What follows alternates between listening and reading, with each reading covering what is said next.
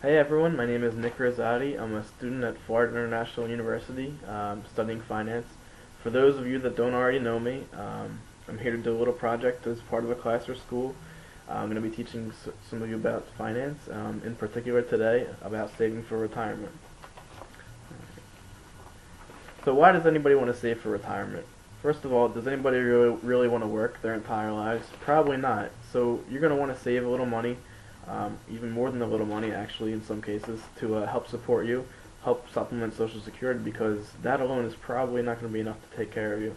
A lot of you might want to travel during retirement. Maybe they want to help out their children or grandchildren, or even they just don't want to be a burden. They don't want to not have enough money to take care of themselves, pay for any unexpected medical expenses, or things like that. There are a few different sources of retirement income that you can save, different vehicles to help you save. One that's not as common anymore is the defined benefit plan, your pensions. There's also 401ks, traditional IRAs, Roth IRAs, SEP IRAs, and also Social Security, like I mentioned, can help supplement your income during retirement. Defined benefit plan, as I already mentioned, it's basically your pension. You don't really have to do anything. All the work is sort of done by your employer. How much money you get depends on how long you've worked for your employer, and it's probably also going to depend on your salary at the time of retirement with your employer. These are very popular with the employees because they don't have to worry about investing their money. It's all taken care of by the employer. They don't bear any of the risk. So no matter if the investments that the employer chooses do well or they don't do well, they're still going to get their cut. And also in the same token, for that reason, employers are sort of cutting back on this type of defined benefit plan because all the risk is on them, like I mentioned, in the other direction.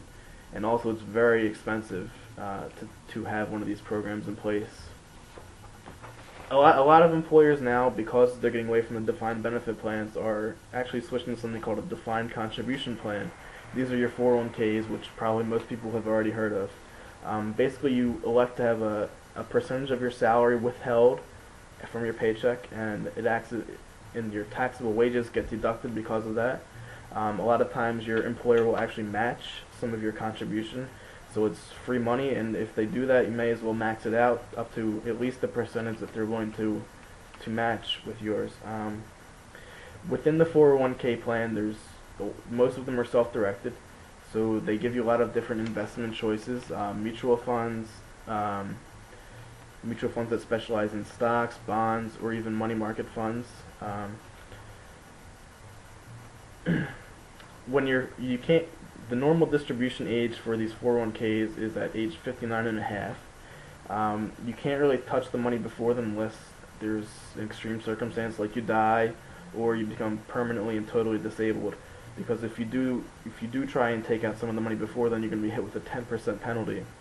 So it's best not to really touch that money. It's best to have some money saved up already so that you're not relying on this for any type of expenses or anything like that.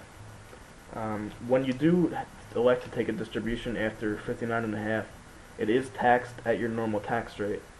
So up front, it's tax deductible for that current year, but later on down the road, after you're ready to use the money, it is going to be taxed by the government.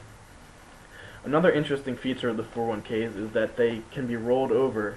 If you ever left your current job or even left that one as well, you might have a few different 401ks sitting around in different places. It's called a direct rollover. When you do these direct rollovers, it's not the same as a distribution. It's not taxed. It's not penalized. You do the direct rollover. They write a check directly to the new sponsor of your plan, and it gets added to whatever that is. So it's never taxed, and that way you sort of consolidate all of your different plans and have them in just one or two different places as opposed to a bunch of different ones laying around.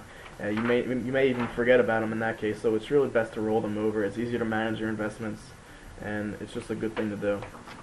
Beyond the 401ks, there's something called a traditional IRA. IRA stands for Individual Retirement Account. These are held at brokerages or different banks even. These these are usually used to supplement a 401k or a defined benefit plan or anything like that. The contribution limits are $5,000 for 2010, But if you're over the age of 50, you can contribute an extra $1,000, bringing your total to $6,000. These contributions are also tax deductible, much like the 401ks, but again, they are going to be taxed when you take the money out.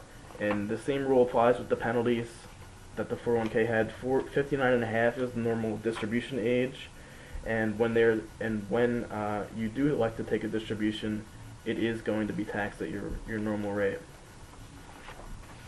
Another way to save for retirement is through Roth IRAs.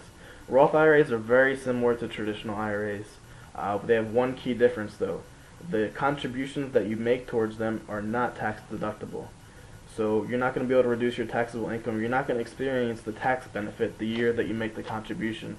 That's going to be realized when you're ready to take the money out, because when you are ready to do that, it's not going to be taxed by anybody. So these are becoming very popular. They're relatively new, and they make it a little bit easier to save for retirement, because it's sort of what you see is what you get.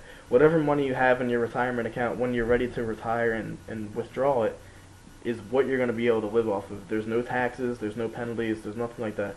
So it makes it a little bit easier to plan for retirement that way. Another method is what's called a SEP IRA. These are mainly used by people that are self-employed or they run small businesses.